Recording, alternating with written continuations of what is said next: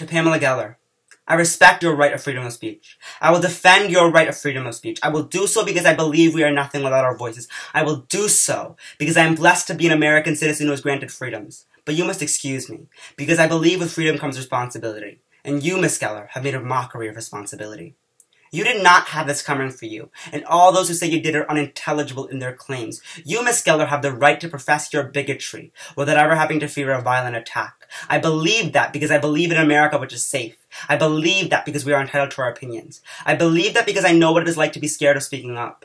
I am an American Muslim, and every day I feel my voice oppressed by evil such as yourself.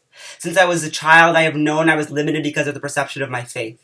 Let me tell you something, Miss Geller, there is no problem with my Islam. I am a pacifist. I vehemently condemn all violence. I am a huge proponent of gay marriage. I am a feminist. I am everything you don't want to exist because I disprove the hateful fantasy you always seem to persist.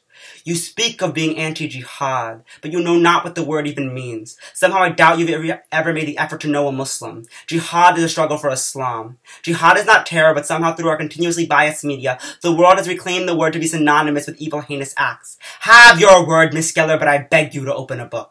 You claim to be opposed to terror, but your brand is to stop the Islamization of America. Through your malignant approach, you have belittled my religious identity. You have misconstrued a word to fit your hateful purposes. I pity your delusion, Miss Geller.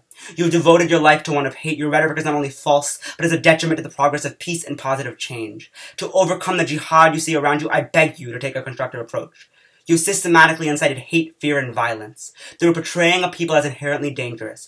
You judged my American Muslim identity without ever taking the time to recognize my equality. You have spoken the words you have right to say without ever understanding the reality of countries miles away. I sit here, an American advocating for peace, justice, and change. I sit here, a peaceful activist hoping for a better tomorrow. I sit here attempting to build bridges, celebrate diversity, and encourage intersectionality. I sit here just as scared of all forms of terror as you are. I sit here wishing for a world safe for all and accepting of everyone, but somehow you see me as a threat. I beg you to put your McCarthy-like approach to rest.